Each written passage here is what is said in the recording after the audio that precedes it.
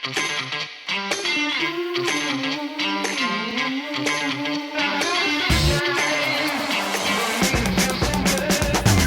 folks, welcome to episode 51 of the Mile 20 podcast where epic shit happens. I'm Laura and I am here with my bestie, Lori. And today we are going to talk about the Manchester City Marathon. And for those of you who are just joining us and haven't listened to previous episodes, we are two best friends that met in 2014. It's just seems like ages ago, but it was like over 10 years ago. Yeah. And now we're family. Yeah, now we're family. Practically, not really. And we embarked on a journey to run a marathon, a full marathon, 26.2 miles in each of the 50 states. And we accomplished that in December of 2023.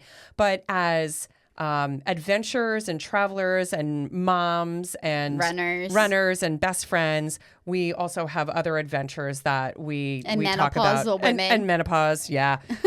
So we just kind of get into like a variety of topics, but primarily we talk about previous races that we've done, but then also we talk about, just travel and what it's like to go to each of these states and some really cool freaking places to go and eat and grab drinks and places then just to really stay sometimes. Right, places to stay and sights to see. So if you're not a runner and you're joining us, it's okay. You can go and pick up on a lot of really, really cool shit that we talk about in these episodes. And maybe you will. Even though you're a non-runner, maybe you'll get inspired. I think we inspired one of my team members, Brian. We were talking the other day, and he was like, "I need to buy sneakers.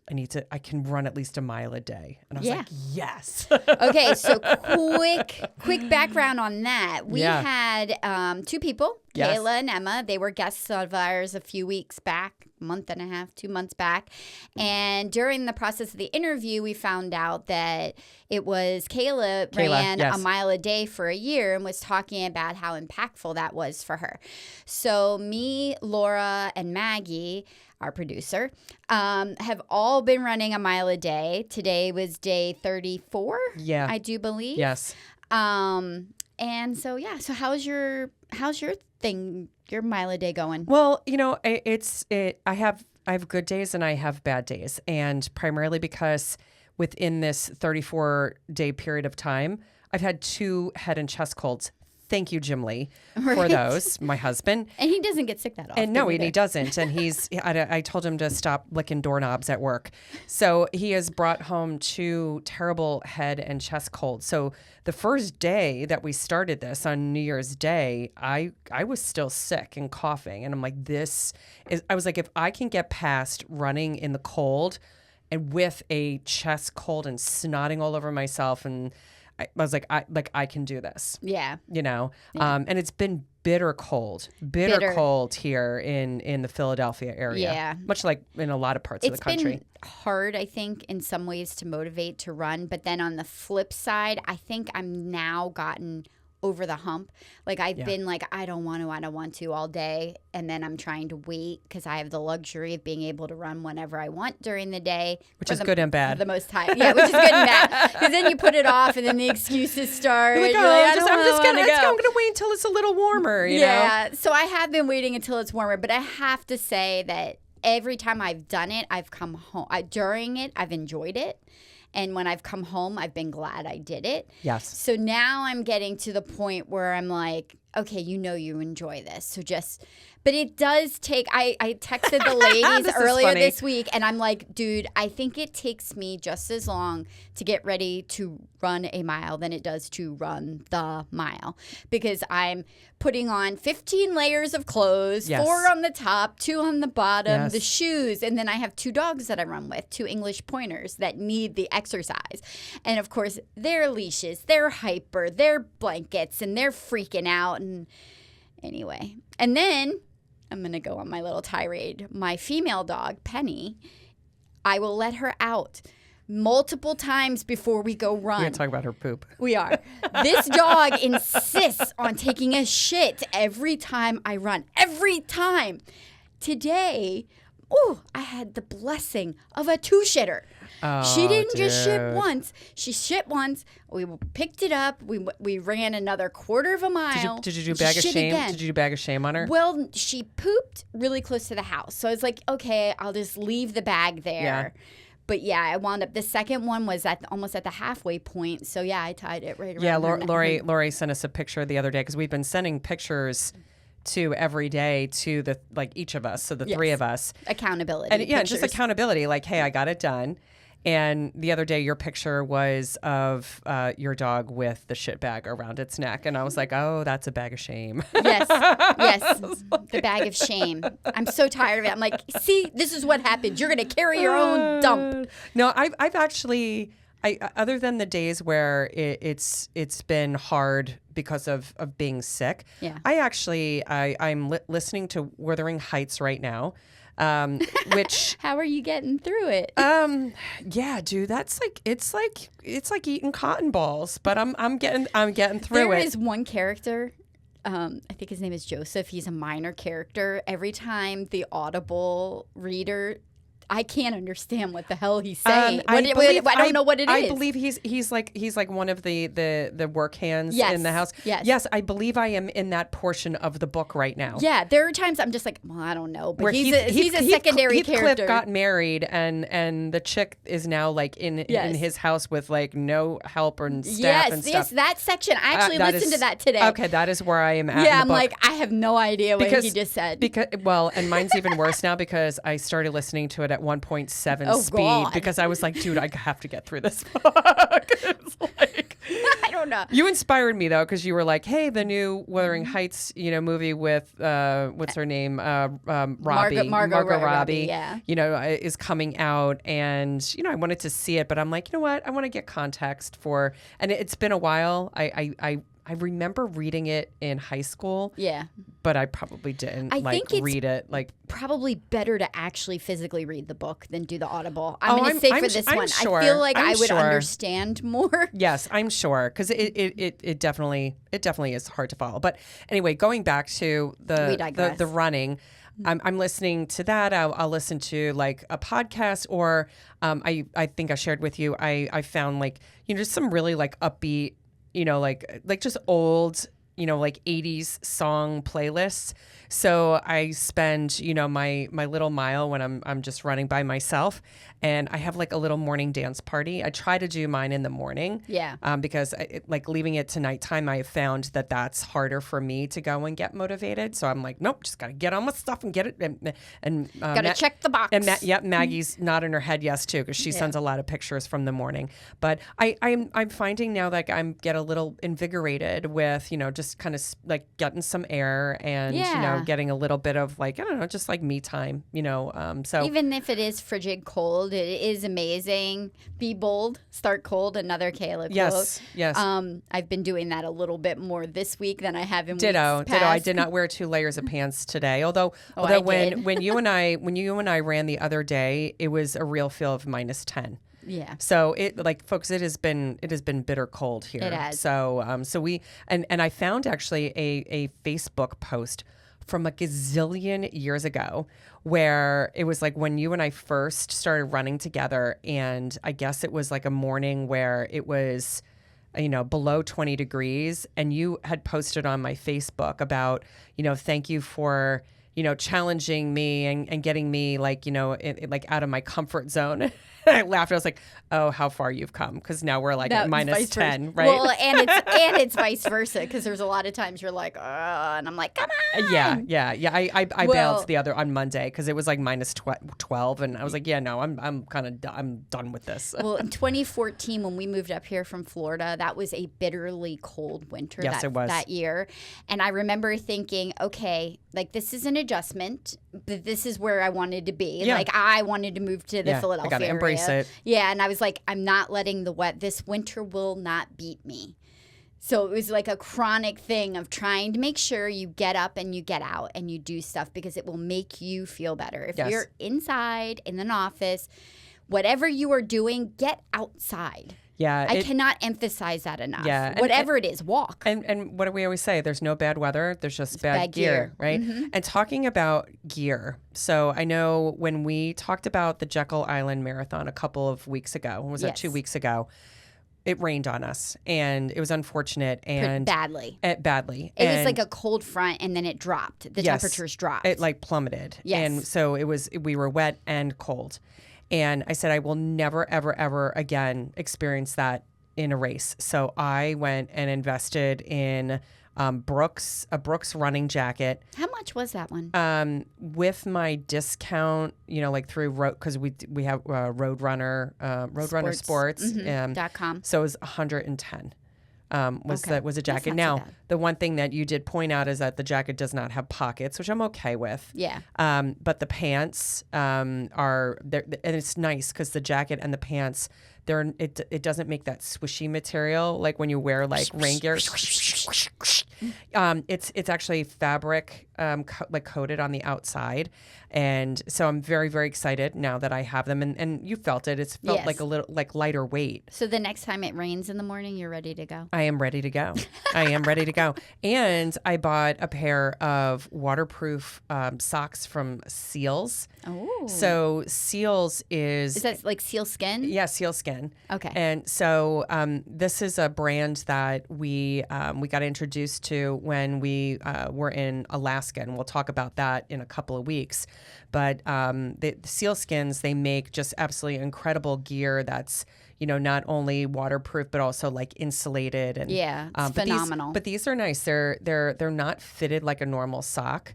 Like a running sock where it has like more compression. Yeah. But I wore them the other day for my run, and I'm like, okay, I could probably tolerate these, for a wet marathon. That's great. So now I'm just waiting for my gloves to come in. So I'm like, did you get sealskin gloves? I did not. I already have sealskin gloves, but they're heavyweight. Yeah. So I wanted a lightweight, waterproof glove. So what you get for that? I don't know. It begins with an E, so I'll have to dig that one up. Yeah, no worries. But the other thing before we jump into our Epic Week update is that I found out, and I know that you don't wear socks, so like we've never really talked about socks. I usually wear Features for my socks, the brand.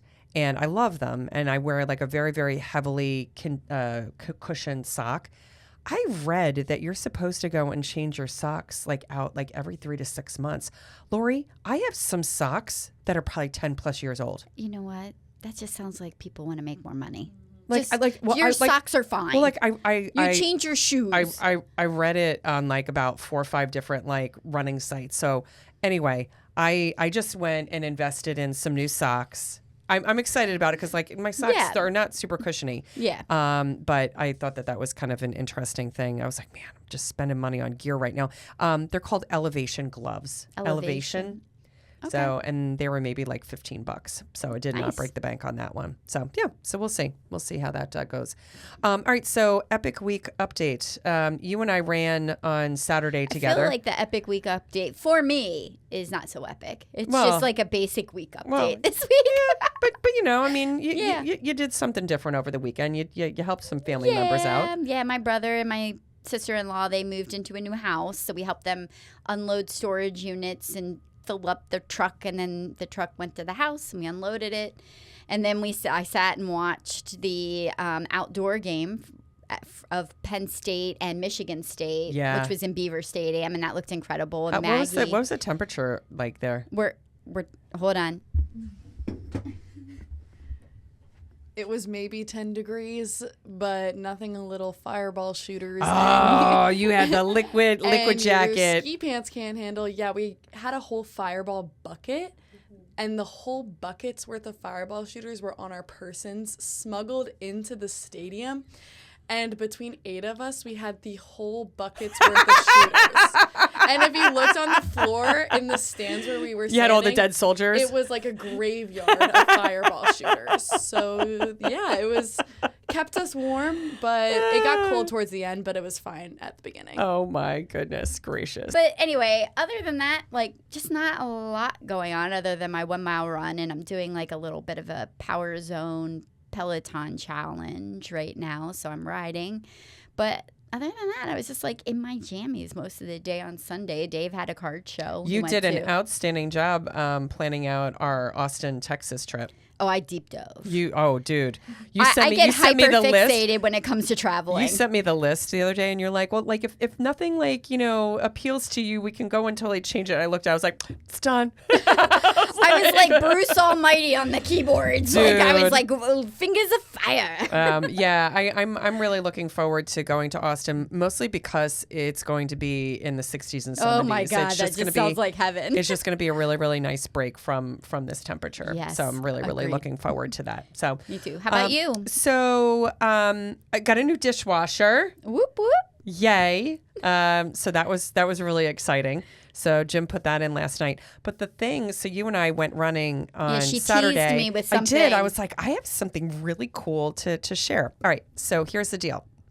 So my massage therapist, Sam, hi Sam, if you're listening, from Joseph Anthony, and she, the other day, like when I was getting my massage, she was telling me that an old pen pal had reached out to her and like just kind of out of the blue had gotten her number through like, kind of multiple means. And like, this is somebody that she knew like from second grade, you know? That's cool. And so now they're like talking on the phone and they're going to, reconnect and stuff. And as I'm laying on the table, I'm like, oh my God, Sam, like I lost touch with a pen pal that I had from England. Her name is Paula Gilbank. And we became pen pals when we were probably about 10 years old. Yeah. And for years, like we wrote to each other through like middle school. And then we couldn't tell like what caused us to like not, Probably just time. Yeah. Well, needless to say, I go and I find because I was like, I think I still have her pictures that she sent. Yeah. So she sent me 2 pictures of when she was in grade school, like, and just, putting it in the letters. Right. So I end up finding. Did you do Chat GPT with the scan? No, I just went on Facebook. Oh. And it was like the easiest search. And I'm like, holy shit, that's got to be her. Right. And I'm like, and I'd taken her pictures when she was younger and I'm holding it up and she had like a picture when she was maybe in her 20s and like today. And Jim's like, oh, Laura, that's got to be her. So I sent a note. I'm like, hey, like, not sure if this is like Paula Gilbank, like this is, Laura Koopman, gave some context and stuff. And then I sent like these are some pictures that you sent me like in our notes that we sent. It was freaking her. That is amazing. And we have been writing back and forth on Messenger, and she's got a couple of grandbabies. Aww, and how fun. So she's still living in England, but she's actually with her husband. They're coming over to New York in December.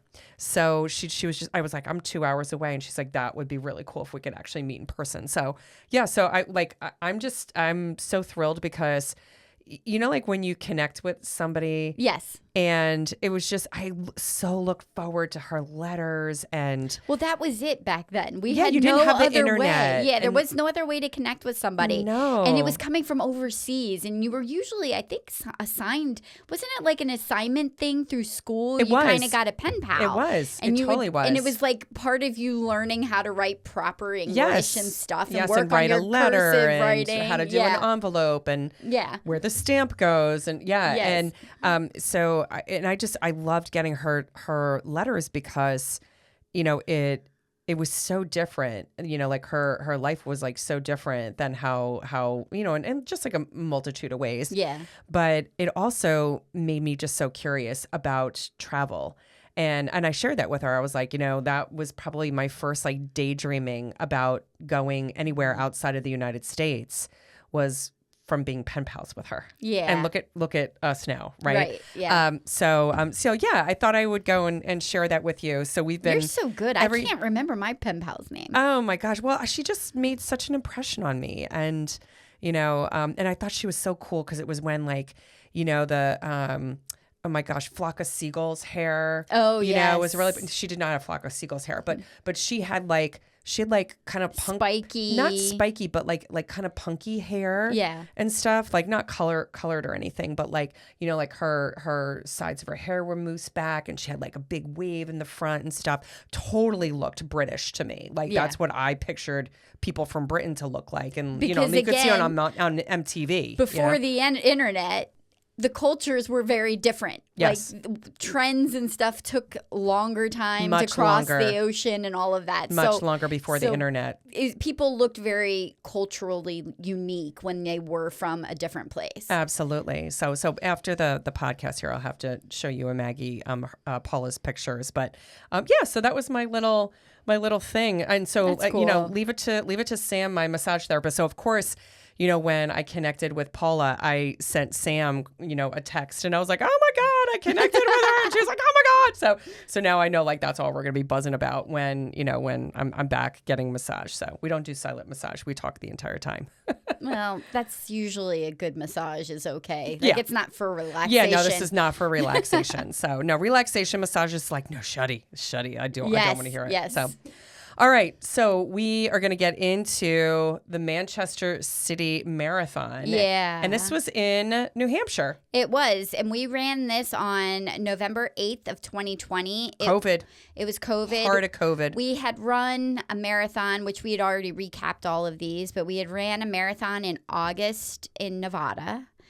And then September in Jackson Hole. And that was after the shutdown. So we had done two races earlier in the year. Yes. Because we had done Arizona. Did we do one in October? We did Arizona in the beginning of the year. And New Orleans. Yeah. And then we did Nevada, and then Manchester, New Hampshire. Yeah. Well, Jackson Hole. And Jackson Hole. Yeah. Yeah. So we actually eked in like what, five races in 2020. Yeah, but it's kind of interesting because post the COVID outbreak, because two of them were not, we had 3 different marathon experiences with people trying to still hold marathons in that fall. And we so appreciate the effort, because they were all very different, but it enabled us to race. They were very different. So like the one in Nevada was just kind of like a loose start line. You got to the start line, you just go. And there wasn't a lot of people running that race either. So that was a benefit to that one. Jackson Hole was just kind of like a free-for-all. It was like a normal mass start, but they asked you to wear a mask. Yeah. And they didn't specify what kind of mask, so you could wear a buff and stuff. So that was loosey-goosey. It was very loosey-goosey. Yeah. So it's interesting because Manchester decided to do their race where I don't think they had cones. They had cones set up, and you went 2 by 2. And they everything was 6 feet apart, so you had to line up to your cone at a certain time. You walked from cone to cone as people were released in 10-second intervals, one by one, across the start line. And then your name came up across the start line. Yeah, it was actually kind of a unique and interesting start. It was very unique. Yeah, you know, because normally, you know, you have some good energy and stuff, but I think people appreciated it, and nobody complained about it or anything. They did go and tell us like that's how the start was going to be before we got there. Yes, you know, so we were prepared for that. But nobody complained, bitched about it or anything like that, because I think everybody was just happy that we were out there and running. Absolutely. That's it, you know. But it is funny because we came off of 2 really epic, 3, even 4, because I would say Arizona was pretty cool too. Like all these really cool races in 2020. And then we ran Manchester City. And I'm gonna say I'm gonna put a disclosure in here. Yeah. One, don't not run it because of what we say today. I agree. We ran it on a COVID year. 2020. This is 2020. Yeah. We ran it after doing some pretty phenomenal marathons that were very, they were epic. Yeah. They were epic marathons. Yes. And then we ran Manchester. And I'm going to tell you right now, I don't remember much from this marathon. We did a lot of neighborhood running. Yeah. And I think there was a trail. There was a portion of a trail that we ran, but then also there were a lot of like rolling hills in the neighborhoods. I just remember running hills and going, oh my gosh, like there's another hill. There's now Manchester City, they had like not the Capitol building there. No, it's not the Capitol building. That's not the But they Capitol. had a federal building there. There was a federal building with a small in downtown. That's what it was. With a small park. It's Veterans Park. And I think that there was a building there.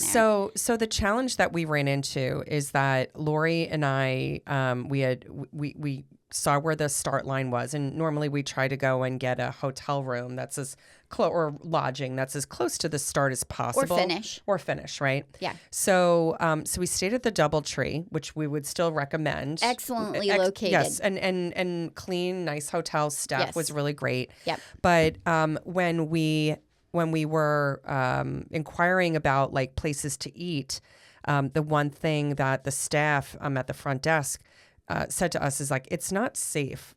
And this was in 2020. So we have not gone and checked to go and see what the current situation is there.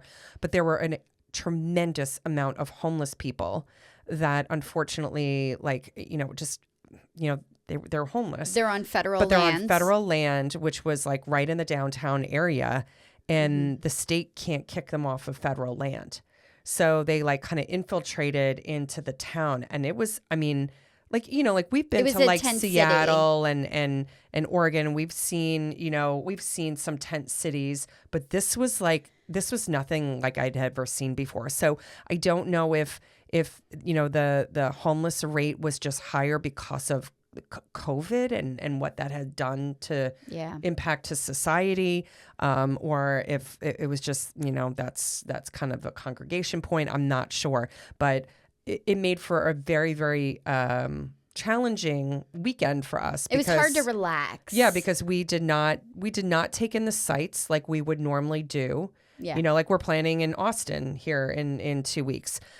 So we ended up going and driving to, any place that we were going to. Except for one. We did post-race, we ate at the Thirsty Moose, which was kind of catty corner. It was like less than a block from the hotel. Yeah. And I can still remember feeling slightly uncomfortable walking back from that. Yes, I remember feeling uncomfortable as well. Yeah. So, yeah. So, unfortunately.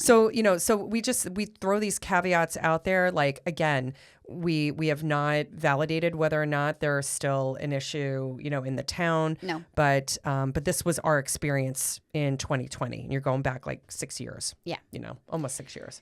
Yeah. And so over the 6 years, the course has changed a little, but not a lot. It's almost the same course that we ran. I was checking on it yesterday. We did like a long out and back. I guess probably post the second half of the race. Yeah. And then did like a little bit of some loops near a river, and there was like a little, I don't know. There was a neighborhood we went through.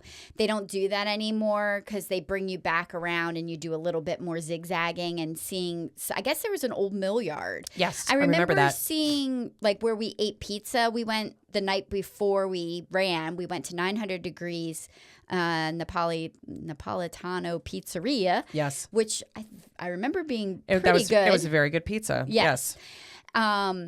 And that was in a warehouse district, but there was another mill yard that we did not run by that is like a historic mill yard, which I feel is kind of sad. It's cool that they're running by it now. They've now added that to the course. Yeah, which I think is nice, especially if it's a historic site. It's always nice to kind of be a tourist runner, you know, and just kind of seeing some things that you normally wouldn't see. And they do have not only the marathon, but they have a relay, which we love. You know what? If you're a runner and you're just getting out there, like do the relay. Do the relay. You know, we always like kind of like at relayers because, you know, like here we are and we're slogging it, and they come out with fresh legs, like just zoom by us, and we're like, "Fuck you!" I'm fighting for my life at mile 18, and you're like, "I'm just fresh, and I still have my." I'm like, man, why do you smell so good as you're flying by me? It's a relayer. And they also have a half and a 5K, so which is nice. Now the finishers, it's increased. It has, since 2020. but I'm not surprised because they probably had a reduced amount of people that were comfortable running it. No doubt. They had almost, but not quite 400 people the year that we ran it. They had about 572 finishers this year. So that's pretty good. And they have what's really odd is that they have a late start time. Yeah. It's almost at 9 o'clock. It's like 8:50 a.m. is their start time. Yeah, that's like super late, because like normal races are like 7:30, for us. And yeah. Yeah. I did not look up what the course time limit was on that one. Yeah. I can't remember. Yeah. Well, I mean, it's probably 6.5 hours, But one of the stories from the race is that for a time, we were dead last. We were.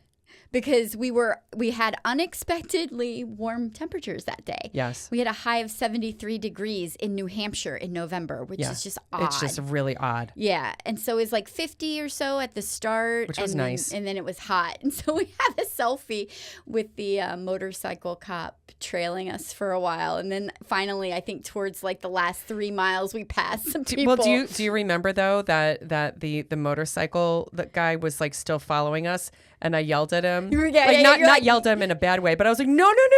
You need to go and stay behind those other runners. They're the last ones. Yeah, they're last now. I think he was enjoying us, like in our little banter and stuff, and like, our singing and dancing and whatnot. But yeah, no, I like fun yelled at him like, no, you need to go behind the last people because we're not the last people right now. Yeah, there's not much that I remember from that race, but yes, I do remember that. I do remember that. And then we did drive up to this race, and I couldn't remember. Yes, and so primarily bad. because we were like, it's New Hampshire, and 7 hours, and kind of silly to go and hop on a plane because again, it was like the heart of COVID still at the time. So, yeah, and we were trying to reduce our contacts. Absolutely. No, the bib pickup was well organized again. COVID, considerations. It was no expo. But you had to wear a mask. Yeah, it was a bib pickup and it's still at Millennium Running Store. Yeah. And it's in Bedford, which is about a 15-minute ride from downtown if you decide to stay in downtown. Yes. Yeah. And there was a really cool brewery on the outskirts of town too. So we picked up our bib. I guess we drove up on Saturday? Yeah, we drove up ran Saturday. Sunday. Yes, we drove up Saturday because we drove right to bib pickup. Yeah. And then we went and hit the brewery. Yes. And then we checked into the hotel. Yeah. Yeah. There's a place called Backyard Brewing, not too far away. I think we had some snacks and I had beer. You probably had a cocktail? I think I probably had a cider, but I just remember it was a nice warm day. And you and I just really enjoyed being like out in like an establishment. It was outside. We were sitting on picnic tables. I think we had like a little bit of food as well. Yeah. And it was just a nice afternoon. And there were a lot of like families out and at the picnic tables and stuff as well. Yeah. I think at that point during COVID, we were longing to be back to normal. I agree. And it felt like we had a little taste of it. Yeah, just a brief moment of normality, and it felt really nice. No, it totally did. And I just remember you being so excited because like they had a flight, and they were all very generous pours. Yes. I can't help it. Yeah, no, I like a good beer. It's all good. Austin has so many breweries. Sorry, that's all I'm going to say about that. Yeah. There's a lot of breweries in Austin. I'm not excited. I happen to notice that. Like, and we're gonna have fun in Austin. Yes, we are. Yes. All right. So what else did we want to go and cover down? Our post-race meal. We at Thirsty Moose. You can tell like this one wasn't like probably one of our really exciting races. No. Yeah, and then we went back after we ate dinner after the race. We went back to the hotel room because our friend Julie, who, if you've listened to previous episodes, you've met in the past, Julie was turning 50, and we were going on a girls' weekend. And the following weekend. Yeah, the following weekend. And Laura and I thought it would be so cool to make a playlist for Julie's 50th birthday where we would take just like top hits, like 1 or 2 hits from every single year she was alive. Right. So from like 1970 on. Yes. And so you and I, like at first we're like, okay, you take 70. I got 71. Right. And like, it was hysterical because we're like throwing this stuff like into like the same playlist and stuff. I learned a lot about music like that day. And we did that until it was like dark out. Oh yeah. That's how we spent our evening for that's hours. Yes. Hours. Like that's how you can kind of tell like there wasn't much for us to be able to go into. It just, it is what it is. Again, I just feel very blessed that we were able to go and run this race. Yeah. So I'm sure that, Manchester City has a lot to offer, in now the non-COVID days. And I wonder also, like, if we had more time, like, I would assume with New Hampshire being New Hampshire that there was probably some really rocking hiking around the area that we could have been doing too. But we just didn't have the time. Yeah. Yeah. Couldn't dedicate the time. No, to we it just at that couldn't. point. That was like a get her done, kind of race. And every once in a while, we have that kind of experience where we just can't go and burn the time. They can't all be as fun as they can't unfortunately. As they could be, as Austin's going to be. Yes. But we did go and make a killer playlist, and I still listen to that thing. I do too, and I put it on a lot, like from with my mom or something, because it's got such a variety that there's sure to be something that comes on that makes everybody happy. Absolutely. Now the shirts, the swag for the race. Okay. I do not keep the shirts. I wear the tech shirts. It's a long sleeve royal blue tech shirt. The logo is the same on the shirt as the medal. So it's got like a cityscape skyline. Kind of abstract and just basic. I have it on YouTube. If you're joining us on YouTube, I have the shirt. I did not wear it because I've gained a little bit of weight since I wore this shirt last, and it was not flattering. But I did at Millennium Running get a really cool pink sweatshirt. Yeah, I haven't seen you wear that one in a while. Like that one was kind of. Yeah. Like I remember you wearing that for a while when you first bought it. But I go through spurts. There's things I buy something and then I wear it all the time. I know, I just haven't seen you wear that one in a while. Yeah. I was like, oh yeah, I forgot that you bought that. The cut of the shirt was like a unisex, and it was just it's also got a wider neck. Yeah, it just looked freaking fugly on me. So goodwill. But the medals are super nice. It does say 26.2 on the ribbon. It's kind of like an ombre purplish kind of color with Manchester or Millennium Running and the Manchester City, logo on the ribbon. Although it doesn't have a year, does it? Now that I'm looking at it, I don't know. I don't see a year. Yeah, but the medal, I mean, it's a decent size. I mean, it's like the size of like Lori's hand, like fully extended out, and then it has like a spinner in the middle of it, where the cityscape that's on the shirt also spins on the medal. 360. So I was like, oh, that was a nice unexpected size medal, for that race. Yeah, it's a nice medal. Yeah. So would you run this one again? I would not recommend nor deny it, because I just don't feel like I have enough evidence to say one way or the other. I'd have to look at what other New Hampshire races are available before I would commit. But I think that at the time before 2020, this was like the race in New Hampshire. If it still holds that, I might consider running it again just to get a non-2020 feel for it. Yeah, I concur. I don't have an emotional attachment to this where I'm like, hells yeah, I'll run it again. But I'm same like you. If there's another cool race, I mean, New Hampshire's a beautiful state. It is, and I feel like we could get definitely a backpacking something in conjunction with the marathon there. Yes, and I could enjoy that. Yes, yeah. So it'd be about not just necessarily the marathon, but the New Hampshire experience. Yes, I totally agree. And and again,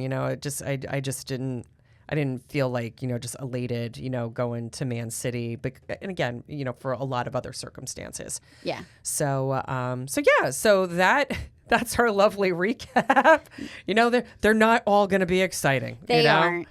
And this kind of concluded our 2020 season. We didn't do any more running after this particular race this year. Yeah. And then we picked up again in the fall of 2021. Correct. I don't think we had any spring races. But in the interim, that summer, we decided to take a backpacking adventure. Loved this. Which we were back up in New Hampshire for. Yes, yes. We had seen somewhere that one of the most spectacular hikes on the East Coast is a hut-to-hut hike called the Presidential Traverse. In the White Mountains. Yes, it is. It is challenging, as that the trail itself is fine, but part of the challenge is to summit a bunch of peaks. And so we decided, I think it was at the end of June, or is it the end of July of 2021, we decided to go ahead and do that. And we made reservations at 2 of the huts, and we will be diving into that into our next episode next week. That is a great adventure story. Yes, it was a lot of fun, and I look forward to sharing that with you guys. Yeah, absolutely. Yes. Check us out on our socials at Mile 20 Podcasts on Instagram, Facebook, and you can stream us wherever you stream your podcasts on all the platforms. All the platforms. Yeah, thanks for listening to us today. Now go make Mile 20 your bitch. Peace out.